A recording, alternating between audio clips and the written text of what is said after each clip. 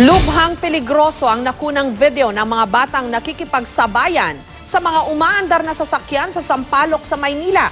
At kahit na binubusinahan na ang mga bata ng mga motorista, tila nakikipagpatintero pa ang mga ito sa kanila. May report si Susan Enriquez.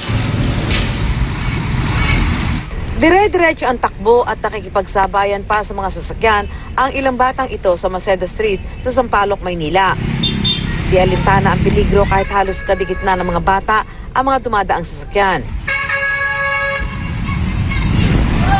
Tuloy pa rin sa takbuhan sa kalsada ang mga bata na tila nakikipagpatintero kahit pa binubusinahan na sila ng mga dumadaan.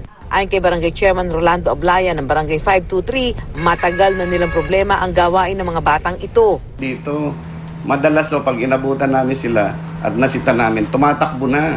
Sa kabaan pa ho ng Espanya, minsan sinasalubong pa nila yung mga sasakyan. Para ho sila nakikipagpatintero sa mga sasakyan. Ilang beses na raw nilang tinangka makuha ang mga bata para makausap ang kanilang mga magulang. Bigo sila dahil bukod sa tinatakbuhan sila ng mga bata, dayo pa raw ang mga ito sa lugar. Maliliit ho yan. Siguro ang pinakamatanda nila sa tansya ko lang, mga 10 years old. Tapos madudungis sila. Walang mga damit kuminsan. Hindi ho sila tiga rito, mga dayo ho sila eh. Hindi ko nga rin humalaman kung talagang taga saang area sila. Nagiging gawain na rin doon ng mga bata na manghingi sa mga customer ng isang fast food sa lugar. Nanghihingi sila ng pagkain dito sa mga customer. Kung hindi man, binubuli nila.